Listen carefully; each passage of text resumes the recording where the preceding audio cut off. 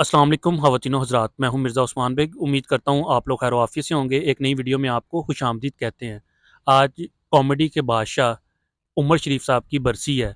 मेरे ख़्याल से ना सिर्फ पाकिस्तान बल्कि पूरी दुनिया में जहाँ पर भी मज़ाक को समझा और देखा जाता है, वो लोग उमर शरीफ साहब के नाम से बाखूबी वाकिफ़ हैं। आज उमर शरीफ साहब की बरसी है और उमर शरीफ साहब की शख्सियत और फ़न पर बात करने के लिए हमेशा की तरह हमारे साथ मौजूद होंगे डॉक्टर एम इब्रार, जो कि लाहौर के इल्मी और अदबी हलकों में किसी भी तारुफ के मुहताज नहीं। कई अदबी तंजीमों के मेंबर हैं, खुद भी कई तंजीमें चला रहे हैं और हफ्तावार लाहौर में इजलास भी करवाते रहते हैं। बल्कि एक अवार्ड जो है अंजुम रुमानी अवार्ड भी, वो अदब के हवाले से, सकाफ़त के हवाले से जो जिनकी खिदमात होती हैं उनको ये अवार्ड भी देते हैं। और भी कई इनकी खिदमात हैं, ख़ास तौर पर फेसबुक पे जब भी किसी की बरसी आती है, तारीख़ पैदाइश होती है, तो ये पोस्ट लाजमी लगाते हैं। लाहौर के जितने भी जनाजे हों, तो आप इनको एक समाजी रहनुमा भी कह सकते हैं।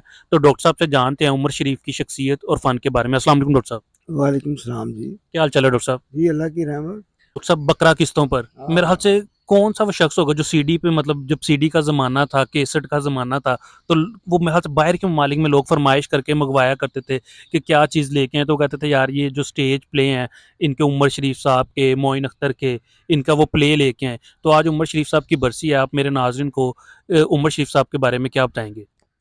उमर शरीफ जो है वो 19 अप्रैल 1960 को कराची में पैदा हुए और फिर इनको ये अदाकारी का शौक़ था। वो कराची में ना एक ख़ास माहौल है। कराची में ख़ास माहौल ये है कि एक ग्रुप बन जाते हैं, क्योंकि कराची में इवेंट्स बहुत होते हैं।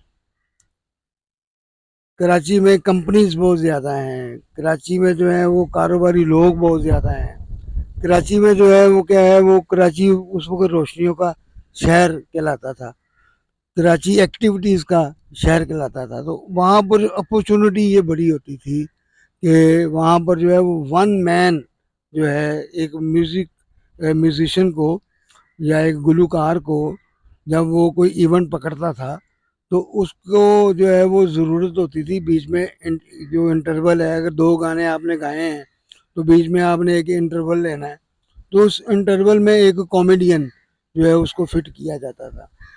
तो वो उमर शरीफ जो है इसी तरह ये मुख्तलिफ गुलकारों के साथ अटैच थे।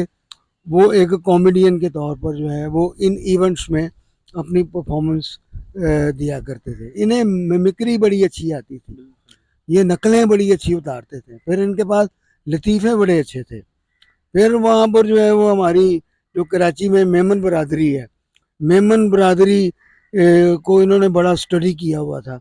तो मेमन बरादरी को जो है वो क्या है, वो ये हाईलाइट करते थे।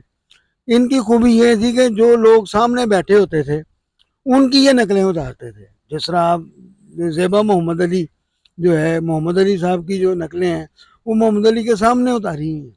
सुल्तान राय की नकल जो है वो सुल्तान राय के सामने उतारी है। तो ये जो है ना, ये इनमें जो है वो इनको बड़ी महारत थी और इसके ये बादशाह थे। जिसका आपने कहा है कि वो किंग ऑफ कॉमेडी, तो कॉमेडी यही है हंसाना। तो ये उस उन इवेंट्स के जो हैं ये बेताज बादशाह थे।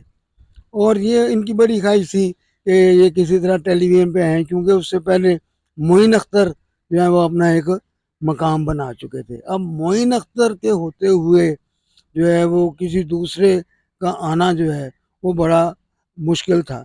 तो फिर इन्होंने जो है वो रास्ता इख्तियार किया स्टेज ड्रामों का। तो सैयद फुरकान हैदर इनको जो है वो एक अच्छे प्रोड्यूसर मिल गए। वो केमिस्ट्री भी बड़ी इनकी आपस में मिलती थी।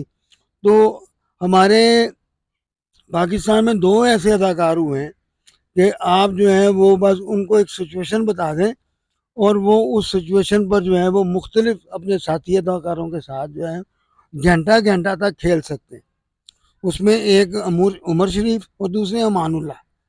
कि आप सिर्फ डायरेक्टर्स को ये होता है कि कुछ ना लिखा हो स्क्रिप्ट पर, सिर्फ एक सिचुएशन बनाई जाए और 2-3 आर्टिस्ट जो हैं वो उनके साथ क्या हैं अटैच कर दिए जाएं। तो फिर उमर शरीफ जाने वो आर्टिस्ट जाने, या अमानुल्लाह जाने तो वो आर्टिस्ट जाने। तो मैं समझता हूँ कि उर्दू ड्रामों में उमर शरीफ और पंजाबी ड्रामों में अमानुल्लाह को ये खासा था कि वो आधा पौना घंटा जो है अपने दूसरे साथी फनकारों के साथ मिलकर एक ही सिचुएशन पर बड़ी अच्छी कॉमेडी कर सकते थे। तो उमर शरीफ ने फिर इसमें एक मकाम पैदा किया। उमर शरीफ जो है वो स्टेज, ख़ास तौर पर जो कराची का स्टेज था, उसके वो बेताज बादशाह। कोई भी और दूसरा फनकार जो है वो इनका मुकाबला नहीं कर सकता था। जिस तरह आपने बकरा बकरा किस्तों पर की बात की, वो पहला प्ले था जिसने ये रुझान पैदा किया कि उसकी जो है वो वीडियो कैसेट बनी, और वो वीडियो कैसेट जो है वो क्या है, पूरी दुनिया में देखी गई। फिर उसके बाद मैं समझता हूँ दूसरा ड्रामा जो है वो है बबू बराल का, जो है वो शर्तिया मिठे। तो उर्दू ड्रामा बकरा किस्तों पर और पंजाबी ड्रामा स्टेज जो है वो शर्तिया मिठे। ये वो दो बाहर ड्रामे हैं जिनको जो है वो क्या है, वो लोगों ने सीडीज पर या वीडियो कैसेट्स पर जो है वो बहुत देखा। तो फिर उमर शरीफ ने पूरी दुनिया का दौरा किया। जहाँ जहाँ जो है वो कॉमेडियन जाते थे, वहाँ वहाँ जो है उमर शरीफ जाते थे। उमर शरीफ ने फिर पैसा इकट्ठा किया। पैसा इकट्ठा करके फिर उन्होंने अपने जो अंदर जितनी भी ख्वाहिशात थी वो पूरी की। उनकी ये ख्वाहिश थी कि वो फिल्म में हीरो हैं, तो वो उन्होंने अपनी फिल्म बनाई मिस्टर 420। उसमें वो रूबी नियाज़ी के साथ जो है वो हीरो आए। फिर उसके बाद जो है वो और भी मुख्तलिफ डायरेक्टर्स ने, जैसे अल्ताफ़ हुसैन हमारे से रानी बेटी राज करेगी, उसमें उमर शरीफ को जो है हीरो लिया जाता है।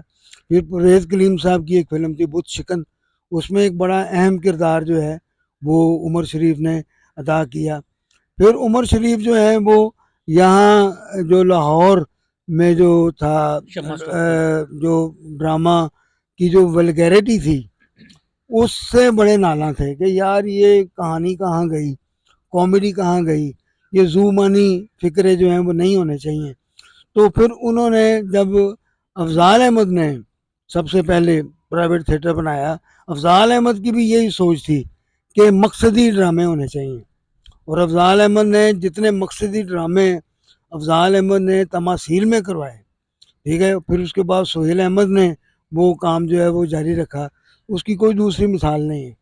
तो फिर उसी मिसाल के ऊपर जो है वो उमर शरीफ आ गए और उन्होंने जो है वो शमा थिएटर ले लिया, शमा सिनेमा ख़रीदा, उसको थिएटर में ज़हूर बालम के साथ मिलकर। तो वो फिर उसको थिएटर में बदला और उसमें वही एक स्टोरी के साथ सिचुएशन और सिचुएशन के साथ कॉमेडी इन्होंने जो है वो करके दिखाई। और मैं ये समझता हूँ कि फिर वो जो वल्गैरिटी थी, उस वल्गैरिटी को भी इन्होंने रोका। और ये एक फ़न के साथ प्यार करने वाला शख्स था, ये अच्छा फनकार था और ये चाहता था कि एक अच्छी तफरीह जो है वो लोगों तक पहुँचे। और ये बहुत कम लोग इस तरह का सोचते हैं। नहीं तो आजकल कमर्शियल दौर है, वो कहते हैं कि गंदा जुमला बोलें और जो है वो क्या है वो जनाब अली लोगों में हम हाईलाइट हो जाएं। तो उमर शरीफ ने बड़े अच्छे जुमले बोले, बड़ी अच्छी सिचुएशनें जो है वो उन्होंने बनाई और उसके ऊपर जो है वो आधा आधा घंटा पौना पौना घंटा जो है वो कॉमेडी की। तो मैं ये समझता हूँ कि ये उमर शरीफ का ही खास है। अच्छा डॉक्टर साहब, अभी जब आप तफ़सीलात बता रहे थे तो कई चीज़ें मेरे ज़हन में आ रही थी, क्योंकि अब सोशल मीडिया का दौर है तो कई चीज़ें पुरानी जो हैं अब वायरल हो जाती हैं।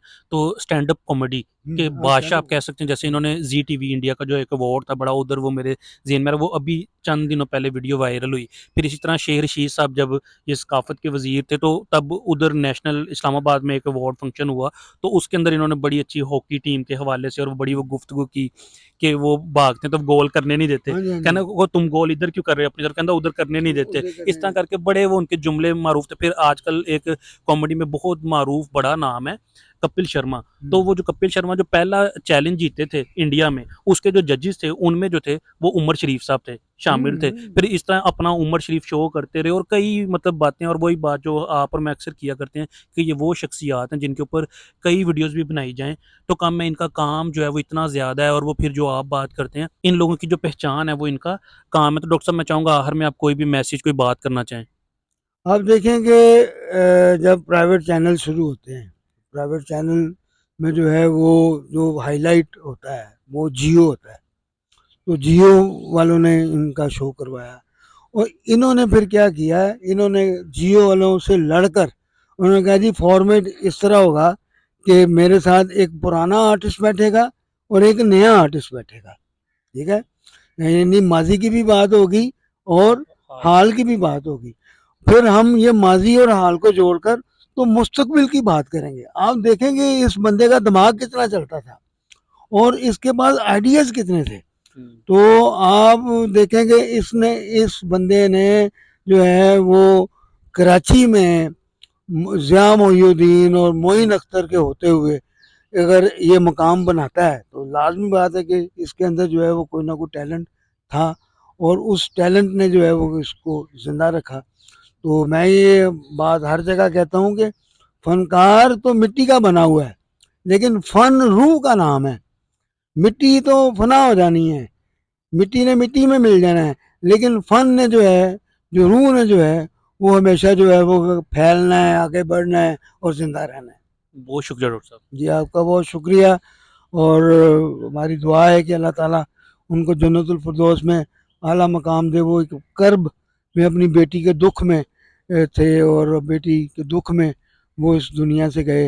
अल्लाह ताला उनकी बेटी को भी जन्नत में जगह दे और उनको भी जन्नत में जगह दे।